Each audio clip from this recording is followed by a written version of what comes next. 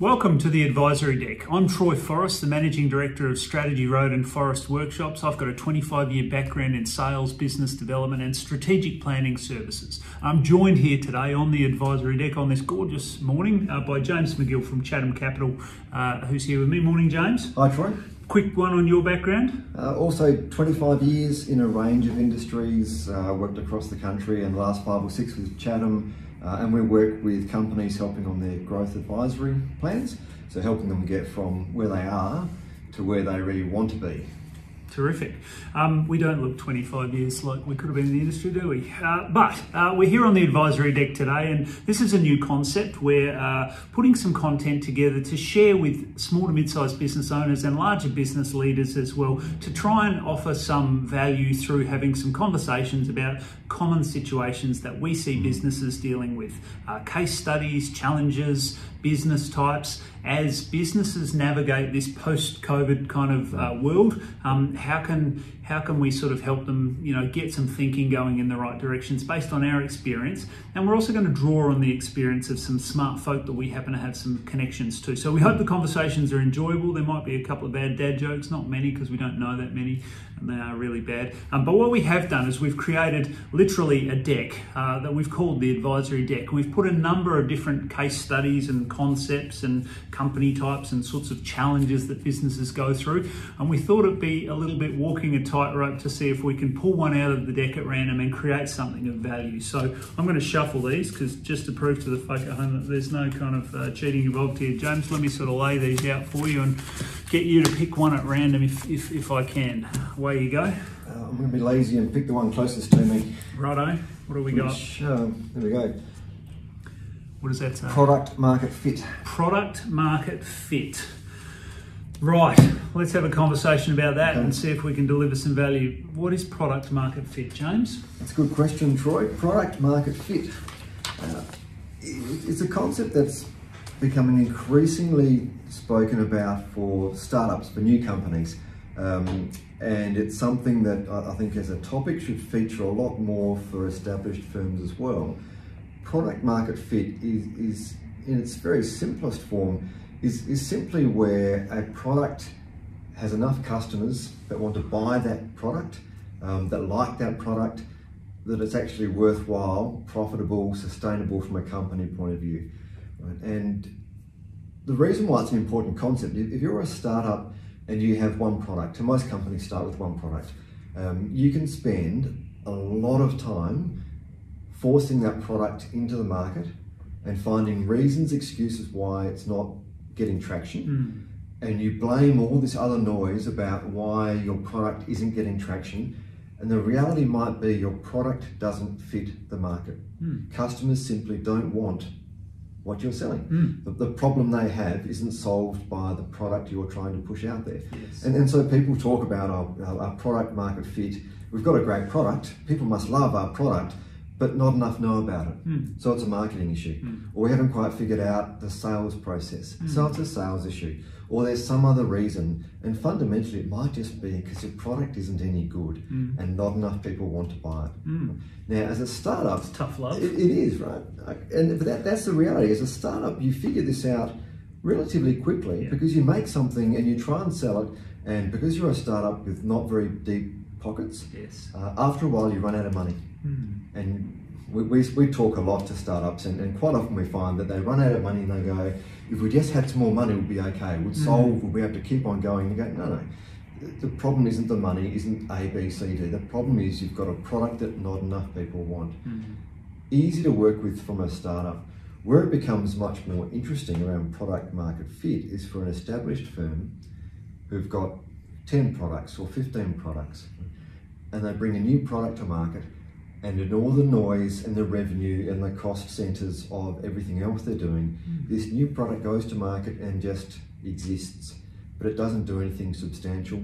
But people don't want to shut it down because they don't have the focus on it. So it absorbs cost, it absorbs marketing dollars and resources, and it just floats along and it doesn't do anything.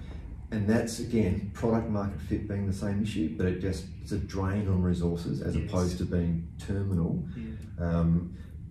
People don't talk enough about it. It should be one of the top topics in every strategic planning session is how do we make sure we've got product market fit, how do we improve our product market fit, how do you measure product market fit, and there are ways you can measure it.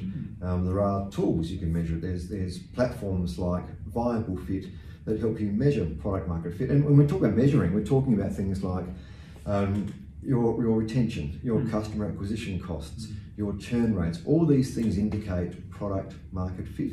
And too often companies just put something out there and they say, oh, well, we've done our research and we think customers want it, and therefore we're okay. And if it doesn't work, we'll blame someone else. It sounds like such a simple and fundamental idea, right? That we should be making things that there is a cohort of customers out there both willing and able to pay for it, right? And yet we get, and I imagine this is, to your point, it's not just a sort of a startup problem, it's a problem of multinationals as well, where someone has a grand idea where whether it's an extension on the existing product range, well, they love this, so ergo they will love, you know, version 2.0 of this, you know, we've iterated over here, and we haven't bothered. We've made assumptions as well, and all of a sudden we're going, why is it not moving off the shelf, right? Because we haven't gone back and gone through this sort of diligent process yet. Exactly, and you hit the nail on the head. You know, version 2, there's not a single product that I think anybody could think of that when it launched absolutely nailed the market then and was still right 12 months later or 2 years later. Right? There is always a version 1.1, 1.2, version 2, 3 and 4. You have to keep on adjusting your product to make the product better, but also now in the meantime other customers have come along, bought your product, gone, no, that's interesting, I like that, but then they see a different offering, right? And that different offering from a different company might be better, so that now they've gone and bought that one, because now your product that used to fit the market doesn't fit as well anymore. So this continual reiteration is really, really important. And we see, when we talk to companies about, say, product development and getting something from concept, from a board level discussion or a strategic discussion through a product development cycle out into the market, often people budget for that first launch. So there's the budget, and that will cover sales and marketing and production and whatever it might be, and we'll go to market and that'll be fantastic. And you go, well, that's great, but how are you going to then adjust your product afterwards? Let's assume you've done your market research first and you've got some assumptions around what customers want, and on that basis we've done our product. Theoretical research is fantastic, right? The only thing that really counts is do people pay for something, right? Will they buy it from you? And you might be some of the way there, but if you don't have the budget and the team to keep on adjusting and go to version 1.1, 1.2 and then version 2, you're probably going to fail because you just can't get things right first time that lasts for a long time. Is this where this idea of minimum viable product fits in, that we need to make sure that at least there is a sufficient cohort of people willing to invest in a product that could keep things moving along until we either find, you know, the right market for this product to fit in a bigger way, or the market cottons on to, if it's an innovative new product as well, because I guess this is one of the challenges with assessing product market fit. If your product is a new category, or your product is, there's nothing like this before, so asking customers, you know, do they want something like this? Well, I don't know. I've never seen anything like that before. I imagine that's a real challenge, right? It is, and often it is actually easier to, when people talk about first mover advantage. First mover advantage is fantastic if you've actually got the capacity to capture enough of the market that makes it really hard for somebody else to follow you in. The challenge with first mover advantage is that it almost requires you to be a brand new product. You know, you're creating a new category.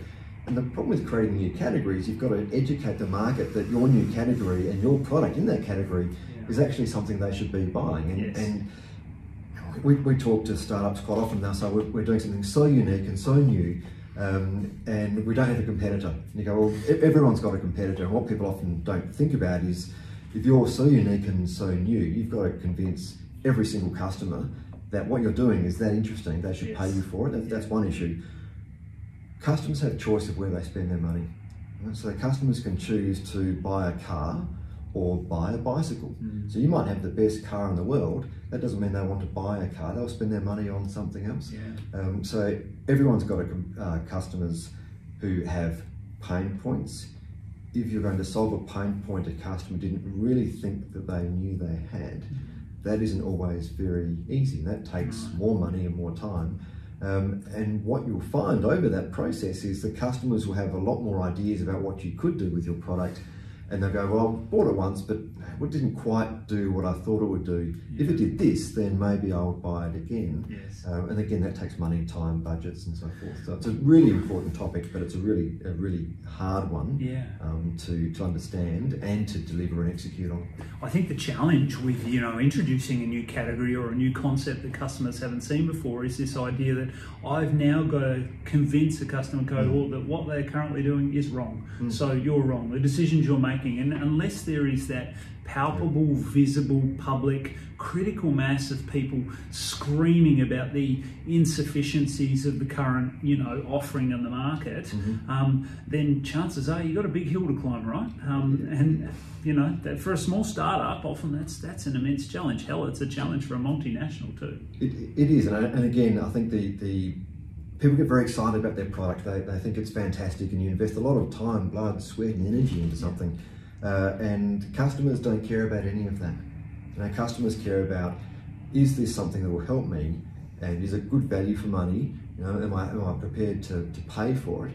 And unless the customers care enough to give you money, then it doesn't matter how good you think something is. No. Right? It has to be what the customer wants. Yeah. Again, we have these conversations quite a lot. It comes back to what you think and what you expect sitting in your boardroom, your brand new kitchen table.